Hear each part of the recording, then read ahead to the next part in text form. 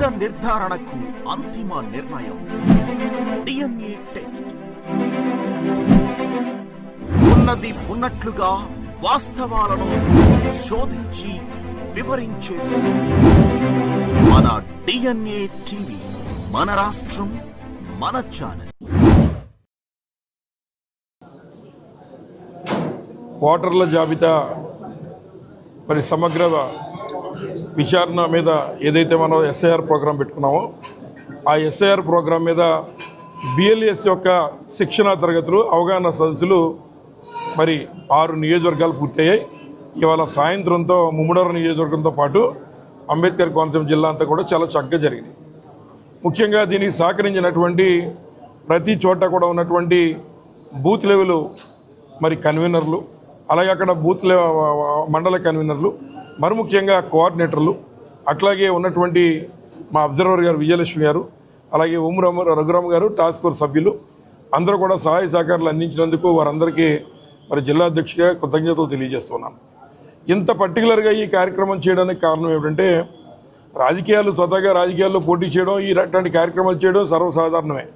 కానీ మేము పోటీ చేస్తున్నటువంటిది ఒక రాజకీయవేత్త కాదు, ఈ రాష్ట్రంలో ఒక 420 లాంటి ముఖ్యమంత్రితో, అంటే నారా చంద్రబాబు నాయుడు గారితో.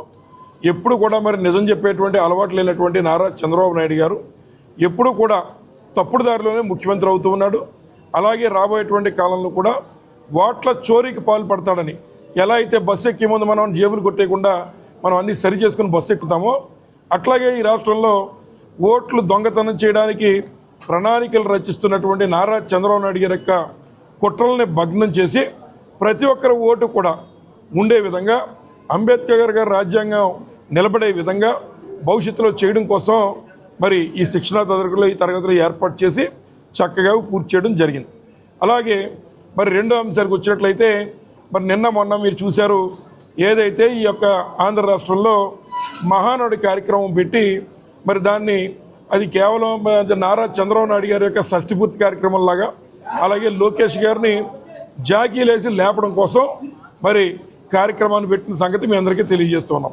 ఒకవైపున రాష్ట్రంలో ఉన్నటువంటి ప్రజలంతా కూడా ప్రతిరోజు కూడా పేపర్ తిరగేస్తే పెట్రోల్ రేట్లు, డీజిల్ రేట్లు విపరీతంగా పెంచేసి సామాన్యమైనటువంటి వారికి కనీసం నోట్లోకి 5,000 వెళ్ళే పరిస్థితి లేనటువంటి పరిస్థితి వాళ్ళ ఆంధ్ర రాష్ట్రంలో ఉంటే, వీళ్ళు మాత్రం మరి లోకేష్ గారి భజన, నారా చంద్రబాబు నాయుడు గారి యొక్క భజన, పవన్ కళ్యాణ్ గారిని తొక్కడం కోసం మరి ఈ కార్యక్రమాలు చేస్తున్నారని మేము భావిస్తున్నాం. మేము అడుగుతున్నాం, మీరు మహానాడు పెట్టుకోవడం మాకు అభ్యంతరం కాదు, కానీ ఏదైతే అందులో మొదటి తీర్మానం మీరు చేశారు, మహిళలకి మేము వారిని అత్యంత గౌరవిస్తామని చెప్తున్నారు. అందరం మహిళలు గౌరవిస్తారు, మేము కూడా గౌరవిస్తాం. కానీ మీరు మహానాడు పెట్టుకునే ముందు ఏదైతే ఈ ఆంధ్ర రాష్ట్రంలో 18 సంవత్సరాల వయసు దాటిన ప్రతి మహిళకి మేము 1,500 రూపాయలు ప్రతి నెల ఇస్తామని చెప్పినటువంటి హామీని నిలబెట్టి ఉంటే మేము కూడా సంతోషించేవాళ్ళం. అట్లాగే డ్వాక్రా గ్రూప్ సోదరీమణులకి మరి గతంలో పావల వడ్డీ సున్నా వడ్డీ మరి చక్కగా జగన్మోహన్ రెడ్డి గారు అమలు చేసిన కార్యక్రమం జరిగేది. ఇవాళ దాని వైపు కనీసం చూడకుండా మరి ఎవరైతే బ్యాంకుల్లో డ్వాక్రా గ్రూప్ సోదరీమణులకి మరి సుమారు ₹1.5 వడ్డీ పడిపోతూ ఉంటే వాటి మీద మీరు చర్యలు తీసుకోకుండా ఒక కాపు నేస్తున్న డబ్బు ఒక మహిళకి ఇచ్చిన దాఖలాలు ఉన్నాయా, లేదా అమ్మఒడి కానీ, లేదా ఉన్నటువంటి ఏదైతే మరి ఇతర సంక్షేమ పథకాలు జగన్మోహన్ రెడ్డి గారి టైంలో ఇచ్చారో అటువంటి ఏ సంక్షేమ కార్యక్రమం పూర్తి స్థాయిలో మీరు అమలు చేయకుండా కేవలం మీరు లోకేష్ గారు ఏదో పిల్లి మరి పాలు తాగుతూ ఎవరికి తెలియదని అనుకుంటుందట. అదే చందంగా నారా చంద్రబాబు నాయుడు గారు మరి లోకేష్ గారు అవినీతి అమరావతిలో పూర్తిగా కోట్లు నొక్కేసి ఆ నొక్కినటువంటి విషయాలు ఎవరికి తెలియదు అనుకుని మీరు ఈరోజు దాన్ని మహానాడులో పెట్టుకుని మీ అంతటా మీరు మిమ్మల్ని పొగిడించుకునే కార్యక్రమం చేస్తున్నారు. కానీ ఎక్కడ సామాన్యమైనటువంటి వారు ఈ పెట్రోల్ డీజిల్ ధరలు ఈ రకంగా పెరుగుతుంటే వారికి ఏ రకమైన సాయం చేద్దామనేటువంటి ఆలోచన కూడా లేకుండా మీరు చేస్తున్న కార్యక్రమాన్ని ప్రజలు గ్రహిస్తున్నారని చెప్పి మనం చేస్తున్నాం.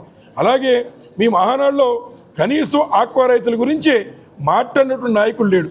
ఇవాళ ఆక్వా రైతులు కానీ లేదా మొక్కజొన్న రైతులు 1,600 రూపాయలకి కూడా వాళ్ళ యొక్క పంట వెళ్ళని పరిస్థితి. అంబేద్కర్ కోనసీమ జిల్లాలో 4,000 ఎకరాలు ఇక్కడ ఏదైతే మొక్కజొన్న పండిస్తూ ఉంటే 2,400 రూపాయలు మద్దతు ధర ఉంటే కనీసం దాని మీద మీరు ఎక్కడ చర్చ చేసిన సందర్భాలు కూడా లేవు. అలాగే రాజోలు కొన్ని గన్నవరం నియోజకవర్గాల్లో ఈరోజు కూడా ధాన్యం కొనుగోలు కూడా మీరు పూర్తి స్థాయిలో చేయకుండా మళ్ళీ రైతులు తిరగబడతారేమో అని భయం వేసి ఇప్పుడు మేము తీసుకుంటామని చెప్పి మళ్ళీ మీరు ఆర్డర్లు ఇచ్చిన పరిస్థితిని ప్రజలంతా కూడా గమనిస్తూ ఉన్నారు.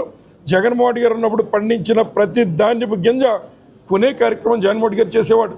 కానీ ఈరోజు రాష్ట్రంలో ఏదైతే ముఖ్యంగా అంబేద్కర్ కోనసీమ జిల్లాలో మరి ధాన్యం కొంత తీసుకుని మిగిలిన వదిలిపెట్టేసి మీరు దళారులకు అమ్ముకోండి అనే విధంగా వారి యొక్క తీరుందని ఈ సందర్భంగా మనవి చేస్తూ ఉన్నాం.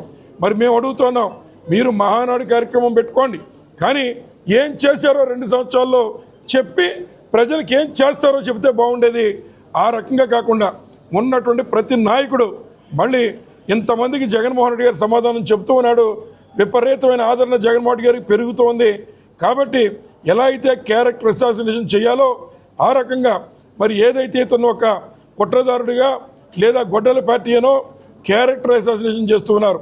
ఇవన్నీ చేసే ముందు మీరు మరి వంగవీటి మోహన్ రంగా గారిని నారా చంద్రబాబు నాయుడు గారు ఏ రకంగా మరి ఆ రోజున ఇబ్బంది పెట్టారో, ఏ రకంగా హత్య చేశారో ప్రజలందరూ గమనించారు. మరి ఈ రోజున జగన్మోహన్ రెడ్డి గారి మీద మీరు గొడ్డల పార్టీ అని నిందేసినంత మాత్రాన ఆ రోజు మీరు అదే గొడ్డలను ఉపయోగించి వంగవీటి మోహన్ రంగా గారిని ఎన్ని రకాలుగా తూట్లుగా మీరు నరికారో ఆంధ్ర రాష్ట్ర ప్రజానీకం అందరికీ తెలుసు. అవి కప్పిపుచ్చుకోవడం కోసం మీరు ఈ రోజున జగన్మోహన్ రెడ్డి గారినో, రాజశేఖర రెడ్డి గారినో లేదా వారి కుటుంబాలను ఏదో చేయాలని మీరు ప్రయత్నం చేసినప్పటికీ నమ్మడానికి ఆంధ్ర రాష్ట్ర ప్రజానీకం సిద్ధంగా లేరని రాబోయేటువంటి కాలంలో తప్పనిసరిగా మీకు తగిన విధంగా బుద్ధి చెప్తారు. అలాగే పుష్కరాలు, గత పుష్కరాల్లో నారా చంద్రబాబు నాయుడు గారు మరి 28 మందిని చంపేశాడు పబ్లిసిటీ పిచ్చితో. మరి ఇవాళ పవన్ కళ్యాణ్ గారు ముందెళ్ళారు, మేము వారిని కోరుతూ ఉన్నాం. మరి ఆయన ఏదో అక్కడ ఏదైతే మన ఉన్నటువంటి పేపర్ మిల్ దగ్గర నుంచి పొల్యూషన్ జరుగుతుందని చెప్తున్నారు. మరి పొల్యూషన్ వస్తుంటే సంబంధిత మంత్రి మీరే కదా, ఎంతమంది మీద మీరు చర్యలు తీసుకున్నారని అడుగుతున్నాం. ఇది వైఎస్ఆర్ కాంగ్రెస్ పార్టీ అధికారంలో లేదు, మీ కూటమి ప్రభుత్వం అధికారంలో ఉంది. మీ కూటమి ప్రభుత్వంలో అధికారంలో ఉన్నప్పుడు ఎప్పటివరకు చేయలేదని మంత్రులు మీరు అంటున్నారు. మరి అదే మాట మీ దగ్గర పనిచేస్తున్న అధికారులు మరి చేయకపోతుంటే పీరియాడికల్ చెక్స్ వారు చేయకుండా మరి ఈ యొక్క గోదావరిని అంతా కూడా జల కాలుష్యంతో నింపేస్తూ ఉంటే మీరు పదవుల్లో ఉండి ఏం చేస్తున్నారని మేము ఇవాళ వైఎస్ఆర్ కాంగ్రెస్ పార్టీ నుంచి అడుగుతున్నాం. అలాగే నారా చంద్రబాబు నాయుడు గారు పబ్లిసిటీ పిచ్చితో మళ్ళీ ఎవరిని చంపేయకుండా మరి పవన్ కళ్యాణ్ కూడా చర్యలు తీసుకోమని మేము చెబుతూ ఉన్నాం. అలాగే రేపు పుష్కరాల్లో మరి తప్పనిసరిగా ప్రజలు కూడా అన్నీ చూస్తూ ఉన్నారు. ఏదైతే మీరు ఇచ్చేటువంటి గతంలో జగన్మోహన్ రెడ్డి గారు అమలు చేసిన సంక్షేమ కార్యక్రమాలు ఏమీ అమలు చేయకుండా ఇవాళ మీరు అక్కడ షష్టిపూర్తి కార్యక్రమాలు పెట్టుకున్నారు. తప్పనిసరిగా రేపు పుష్కరాల్లోపు మీరు ఇచ్చిన హామీలన్నీ అమలు చేయకపోతే వచ్చే పుష్కరాల్లో చంద్రబాబు నాయుడు గారిని స్థానిక సంస్థల ఎన్నికల్లోని మరి ముంచేసే కార్యక్రమం ప్రజలందరూ చేస్తారని ఈ సందర్భంగా తెలియజేస్తున్నాం. వైఎస్ఆర్ కాంగ్రెస్ పార్టీని డిమాండ్ చేస్తున్నాం, ఎప్పటికైనా మీరు మరి పాలన మీద దృష్టి పెట్టండి.